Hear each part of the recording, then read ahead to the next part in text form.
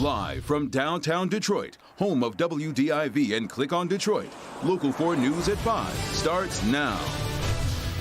And we are following two major developments in the coronavirus outbreak. First, a new warning from the World Health Organization as the first human-to-human transfer of the virus in the United States has occurred. All right, Doc. Also, new charges for the Northville teacher accused of sex assault on a 7th grader. And now we're learning federal investigators might be taking a closer look at this case. But we begin with breaking news. President Trump stops in Warren to talk up the new trade deal with Canada and Mexico. The president visited Dana Incorporated, a major auto supplier, and it comes on the heels of the signing of the USMCA trade agreement. It also comes amid an impeachment trial and a re-election campaign. Mara McDonald is live in Warren tonight, where the president just wrapped up, what, about 10 minutes ago or so, Mara?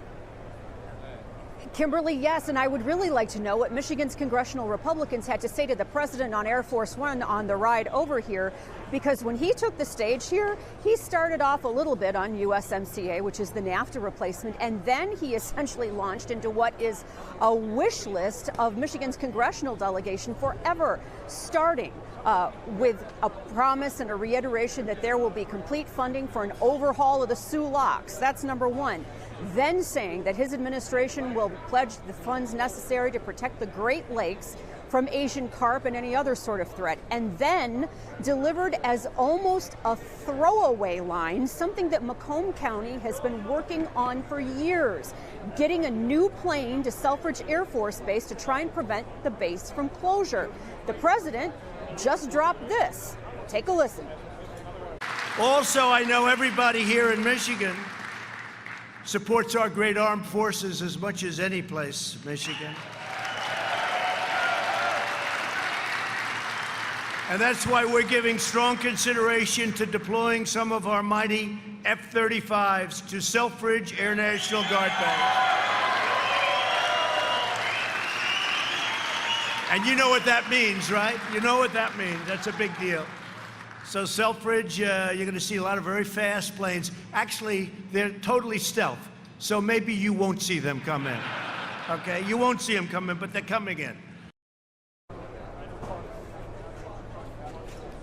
Back here live, Macomb County has been working on trying to get that F-35 to Selfridge for years. They launched a huge campaign back in 2017 to try and make it happen. The federal government decided to send those planes, I believe, to Alabama and Wisconsin.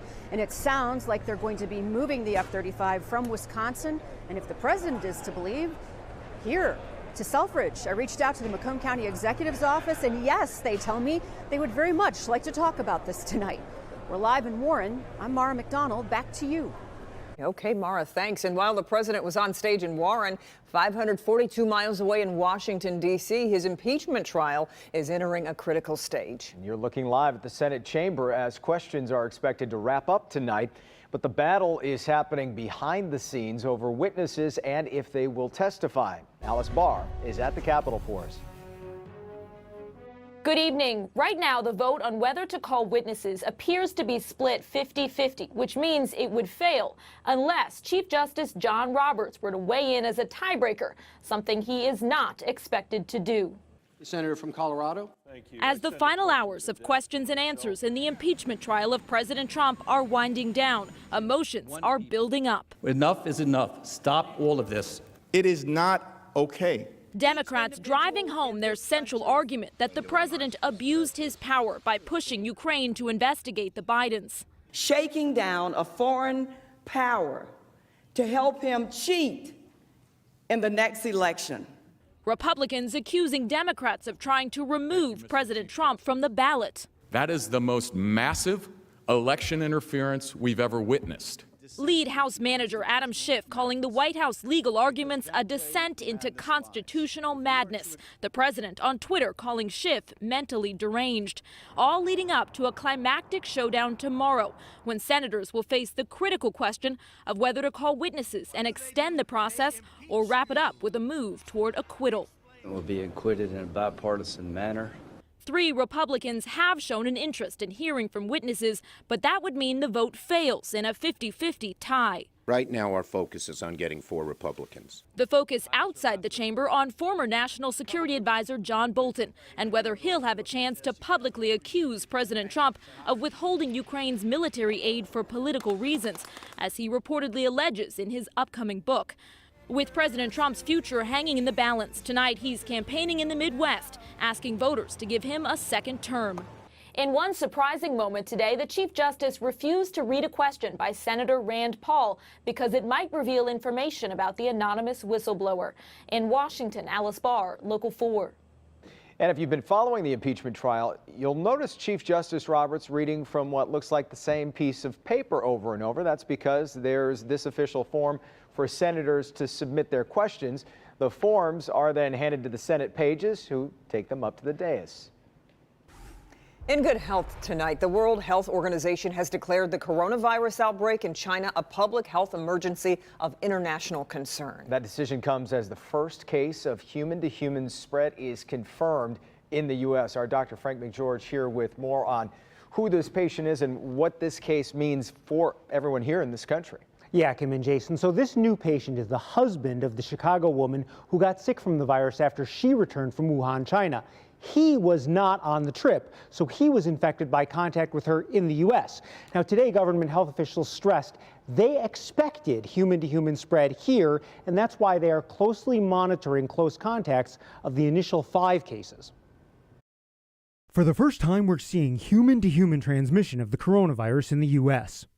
This person-to-person spread was between 2 very close contacts, a husband and wife. The virus is not spreading widely across the community at this time.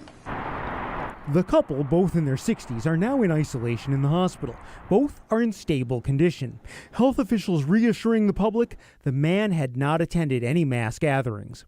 Public health officials are investigating locations where this second patient has visited in the last 2 weeks and any close contacts who were possibly exposed. While this infection brings the total case number to 6 nationwide, health officials believe the risk to the general public remains low. There are still 195 Americans undergoing screenings at an Air Force base in California after returning from Wuhan on Wednesday. One reportedly tried to leave the base and was stopped. As the number of confirmed cases in China is rapidly approaching 8,000, Amazon is suspending travel there, and Google is temporarily closing offices and also restricting travel. Right now, the CDC says face masks are not necessary here in the U.S., but they urge everyone to wash your hands and cover your cough. Now, here in Michigan, we are still waiting on test results from the CDC for a possible case that is out of Washtenaw County. Yeah, when you start talking about face masks here in this country, then it starts to really... Right. Well, and again, at this point, it is not recommended at all. Yeah. Flu is more of a concern here. Absolutely. Yeah. All right. Thanks, Doc. Thanks, Doc. New charges tonight for the Northville teacher charged with having sex with a student over 2 years, beginning when she was in 7th grade. Jason Dean is now being held on $500,000 cash bond in the case. He now faces a total of 5 counts of first-degree criminal sexual conduct. And there are worries there could be more than just one victim. Larry Spruill is live in Waterford tonight. Larry, you went to Dean's home and that secret apartment prosecutors have been talking about. What'd you find out? Well, Kimberly, my photographer Matthew and I followed Dean's steps from 10 years ago, and police claim that he allegedly sexually assaulted a 7th grade girl here at River's Edge apartment in Waterford Township. Now, police believe that this is one of the many places he hid from his wife.